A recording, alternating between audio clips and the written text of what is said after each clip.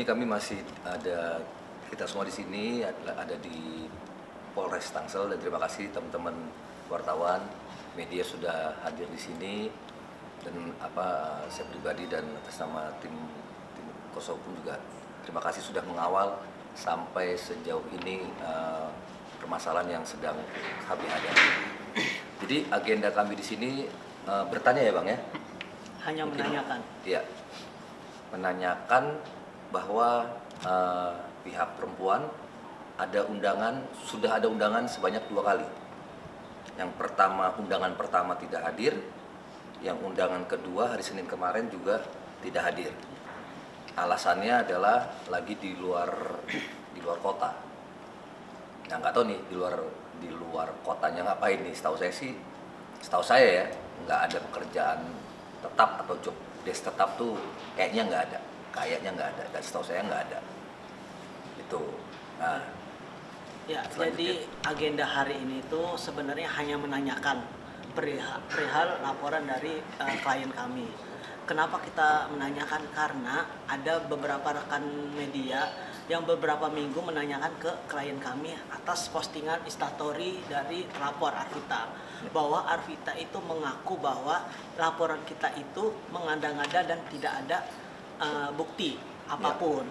Makanya saya menanyakan apakah saudara terlapor datang kemari dan sudah dilakukan pemanggilan. Lalu kita tadi diskusi dengan penyidik mengatakan bahwa memang sudah dilakukan pemanggilan sebanyak 2 kali, tetapi saudara Arvita tidak hadir. Panggilan pertama tidak ada konfirmasi apapun, alasan apapun. Panggilan kedua, salah satu penasehat hukumnya WhatsApp ke penyidik bahwa minta diagendakan lagi untuk minggu depan. Kenapa baru dikonfirmasi saat panggilan kedua? Kenapa nggak panggilan pertama? Itu dia. Itu makanya yang di sini yang mengada-ngada itu siapa? Pihak dari klien kami atau telaporkah? Kita tahulah Polres Tangsel ini bekerja dengan secara profesional. Sangat profesional. Buktinya dengan laporan yang kemarin itu mengenai tentang pelantaran anak dan perlakuan salah dalam Undang-Undang Perlindungan Anak. Kita mengetahuilah semuanya bahwa seorang ibu itu tidak mungkin menelantarkan anak. Kita tegaskan di sini laporan kita perlakuan salah. Di mana perlakuan salah? 1, saudara telapor ini bawa pergi dan kabur dari rumahnya tanpa sepengetahuan suami. Kedua, menutup akses bahwa ayah kandungnya ini ingin bertemu, ditutup gitu. Kenapa bisa begitu? Itu nggak tahu alasannya dari pihak telapor. Dan ketiga, mengatakan bahwa dia berbuat bohong, mengajari bohong Marco ketika itu pengakuan dari telapor sendiri, bahwa waktu dulu dia preskon mengaku bahwa saat membawa kabur Marco, dia alasan bahwa dikejar-kejar polisi. Masa anak kecil dibohongin seperti itu? Akhirnya Marco mau pergilah. Begitu sih. Dan terakhir postingan kemarin, ya. Ini paling fatal. Seorang anak dari klien kami ini, Marco, menyanyikan lagu anak kecil Heli, tetapi diganti rubah nama seseorang itu. Seseorang itu menguploadlah di instastory IG-nya, lalu di-repostlah oleh Arvita ini. Begitu. Boleh aku tambahin nggak Bang? Boleh.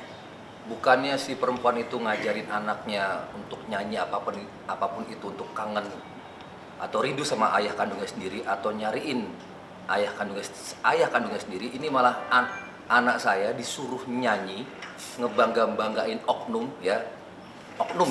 Saya berbicara di sini oknum ya.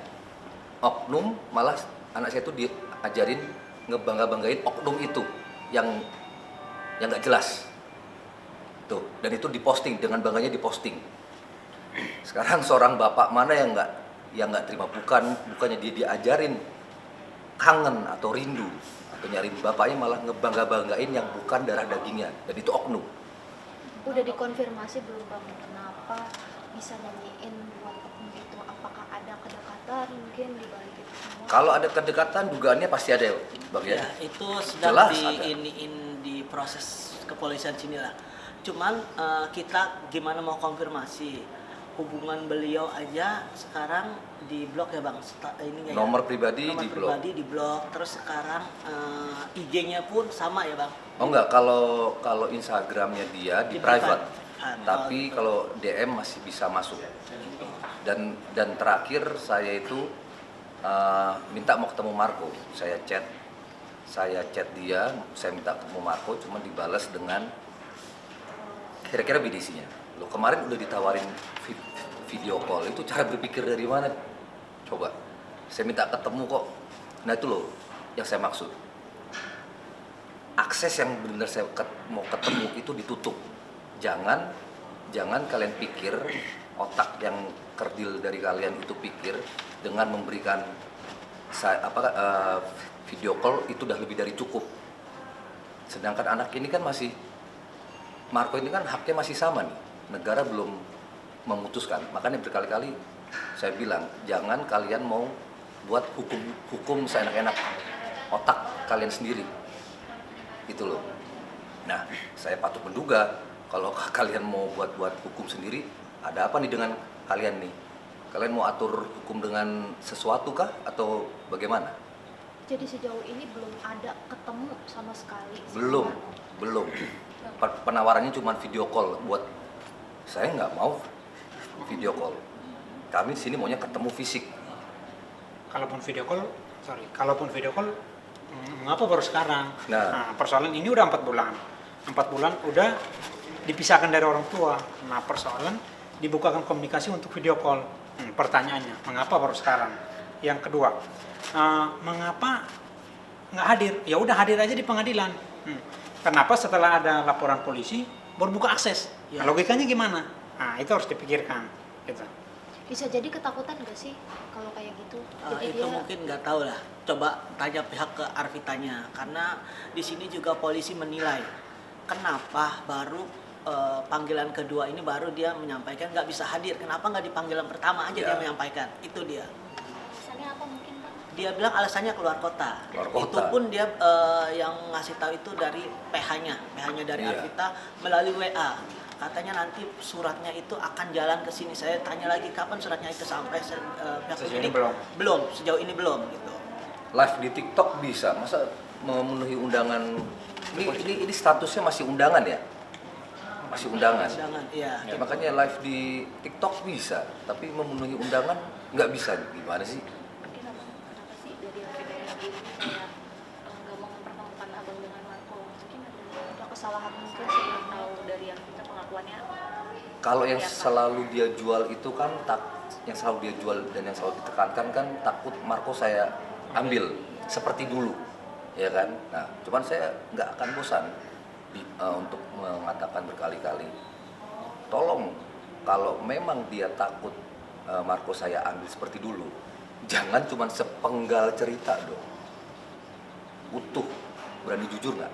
Kenapa dulu saya bak Marco? Terus saya bak Marco dulu kan hanya sesuatu sementara, ya, ada sesuatu kejadian dan hanya sementara untuk memberikan dia pembelajaran lah. Setelah itu saya kembalikan lagi Marco ke tengah-tengah, kami berdua. Saya tidak pernah gugat dia cerai, tidak pernah. Makanya kalau mau mengungkapkan suatu cerita itu yang penuh, jangan sepenggal-penggal. Nah, yang penuh nanti yang akan kami nyatakan, akan kami buktikan di pengadilan.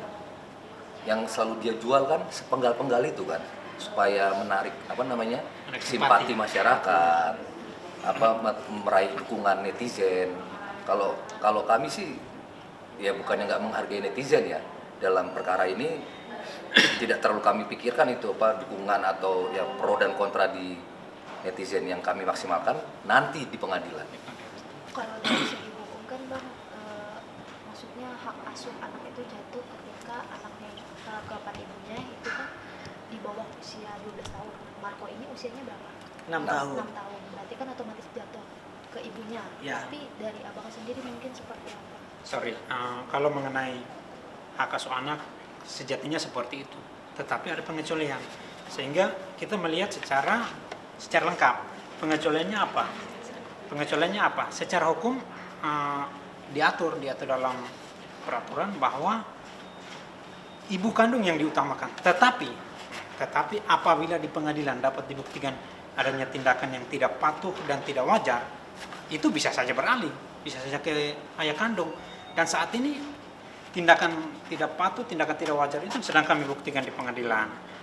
Nah, perlu kami sampaikan bahwa saat ini kami menduga bahwa adanya tindakan tidak patuh dan tidak wajar itu adalah satu kebiasaan. Kebiasaannya apa? Peristiwa-peristiwa ini sudah berulang kali. Ya, buktinya apa? Pada tahun 2018 ada satu peristiwa tertentu. Dalam peristiwa itu ada penyesalan. Terus kelanjutan dari itu adanya surat pernyataan. Ya. Dalam isi surat pernyataan, apabila saya dalam hal ini Arvita melakukan hal yang sama, saya berhak memberikan hak asuh anak kepada klien saya. Oke, 2018 selesai. Bukan hanya di situ. Pada tahun 2019 hal yang sama terjadi. Oke lah, Bang Yama, oke lah, kita demi menjaga hubungan rumah tangga ini baik. Oke, mau klien saya memaafkan. Oke, fine. Dibuatlah surat pernyataan yang kedua. Dibuat surat pernyataan yang kedua. Apabila hal yang sama dilakukan, maka saya dalam hal ini Arvita bersedia kehilangan hak asuh anak. 2019. Nah, sekarang terjadi lagi 2022, 2023. Nah, sekarang kami meminta. Oke lah, kalaupun misalnya seperti itu, oke, ngaku aja. Silakan ngaku. Oh, oke. Saya telah melakukan hal seperti ini, ngaku, selesai. Ya. Berani dong. Jadi 2018 berani buat surat pernyataan, 2019 buat surat pernyataan. Sekarang kenapa tidak? Dipanggil polisi, kenapa gak datang? ya. Emang itu persis yang dilakukan Bang? Dari 3 kali itu sampai saat ini? Ya, Sama, persis yang dilakukan? sejauh ini seperti Semacam, ya. Jadi gini, mereka ini termasuk Arvita ya, yang saya bilang Arvita ini selalu membuat opini bahwa Arvita ini selalu dijolimi, selalu dihianati oleh klien kami ini. Makanya stop membuat opini. Kita mempunyai semua bukti itu nanti kita akan tunjukkan semua ketika di pengadilan nanti. Gitu. Setelah proses pembuktian di pengadilan, saya akan publikasikan di depan media ini. Itu dia. Makanya stop, nggak usah berkoar-koar yang enggak gitu. Udah, sekarang kan proses hukum berjalan. Sudah ada di pengadilan dan sudah ada di kantor kepolisian Polres Tangsel. Toh kalau emang nggak bersalah, datang, buktikan gitu, buktikan itu. Iya, dugaannya kan sepertinya kayak kuat, ya kan, dugaan sepertinya kayak kebal hukum. Dan berkali-kali dia kan membawa-bawa keyakinan. Logika saya ya, harusnya ya, seseorang yang sudah menyerahkan hidupnya kepadanya atau yang udah tekun dalam keyakinannya, harusnya dia nggak perlu takut apapun dong. Apapun itu, dipanggil polisi ya datang, jangan sampai tunggu 2 kali, 3 kali undangan, ya dong. Logikanya begitu kan. Kalau dia sudah berani membawa keyakinan, berarti dia udah menyerahkan semua hidupnya kepada yang kuasa, nggak ada takut apapun itu, ya jalanin aja.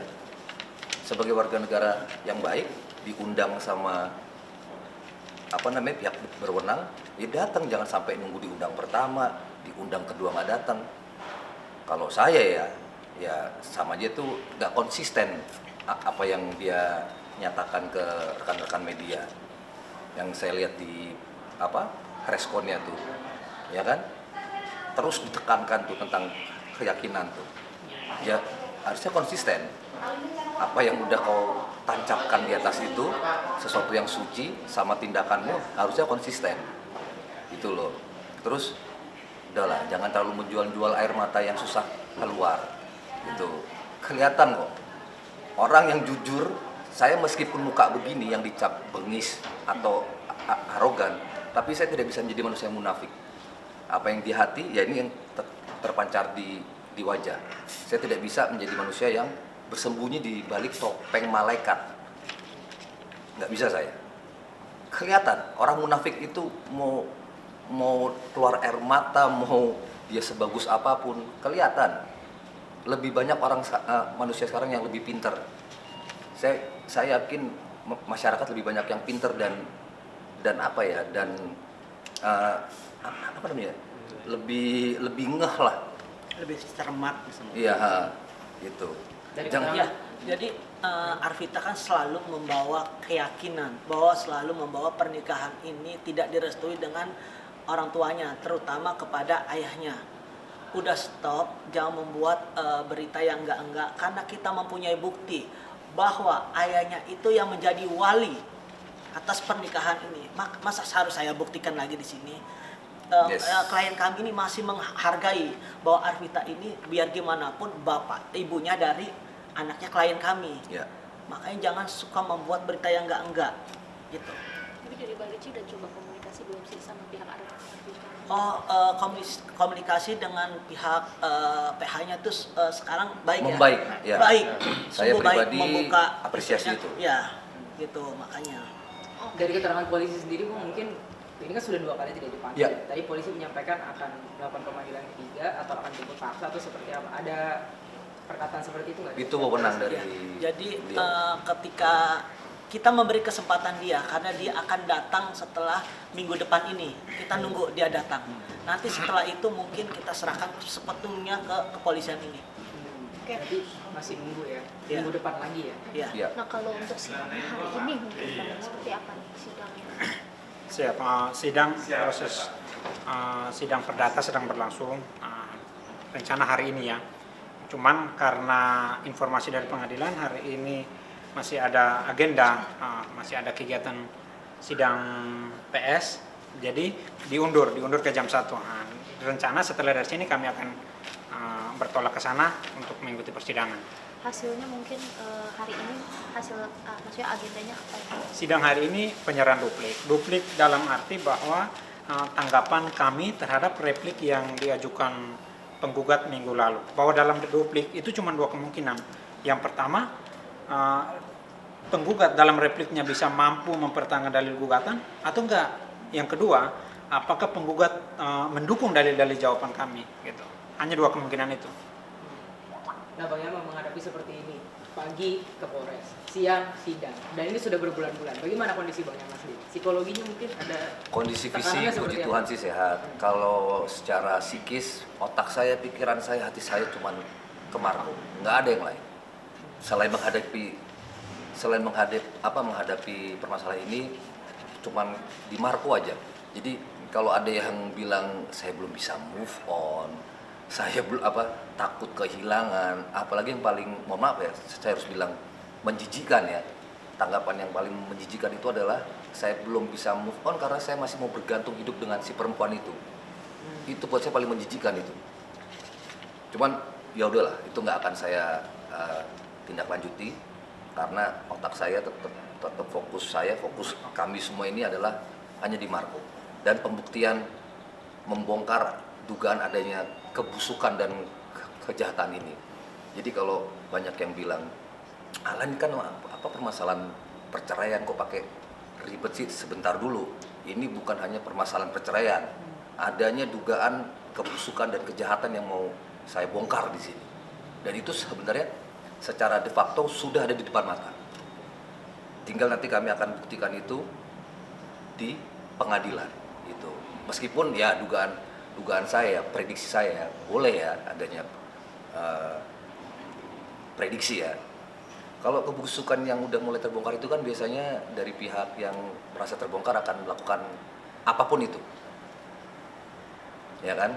Mau cara yang kotor, mau cara yang licik, pasti segala upaya akan dilakukan supaya ya begitulah. Cuman di sini kami tetap nggak akan mundur.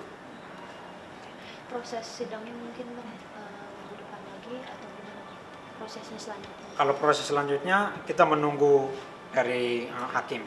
Dalam hal ini karena kemarin dalam jawaban kami menyampaikan adanya eksepsi kewenangan kompetensi, dalam hal ini kami menilai Pengadilan Negeri Tangerang tidak berwenang, sehingga hakim sebelum memeriksa pokok perkara, hakim memutuskan itu dulu.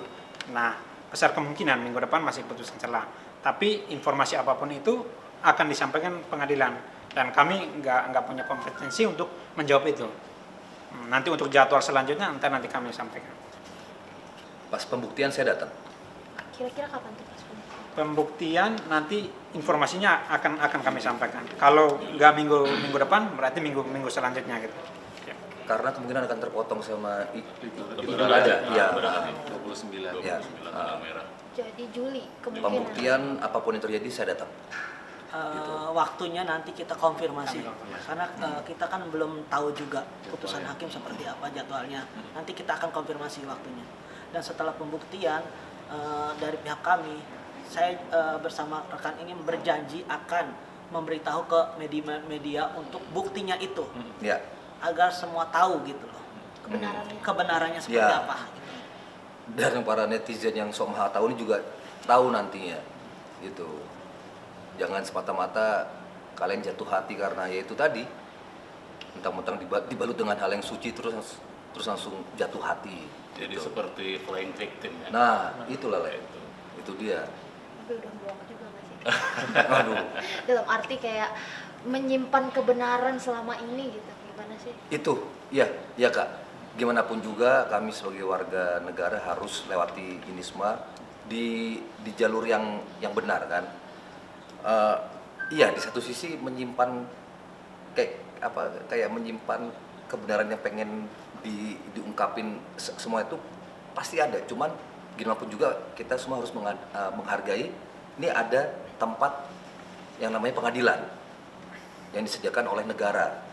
Nah, disitulah kami akan luapkan semua. Itu sih, ya kan Bang ya? Iya, betul. Gitu. Jadi bukan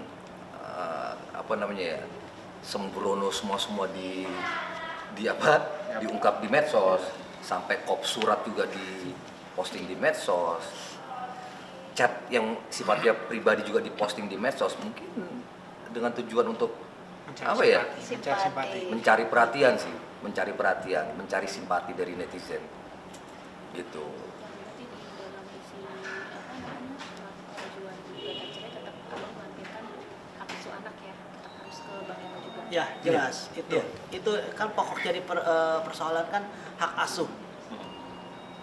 Anak supaya jatuh ke Bang Yama ini. Jadi teknisnya gini, kalau mengenai hak asuh, klien kami digugat cerai dan hak asuh, digugat hak asuh. Nah, dalam proses persidangan itu, kami mengajukan gugatan rekonvensi. Gugatan rekonvensi pada intinya bahwa kami juga menyetujui perceraian, itu. tetapi hak asuh anak jatuh ke klien kami. Nah, dengan pertimbangan seperti tadi, ada dasar hukum bahwa hak asuh dapat jatuh ke suami, ke ayah apabila dapat dibuktikan tindakan yang tidak patuh dan tidak wajar. Dan proses itu sedang dibuktikan.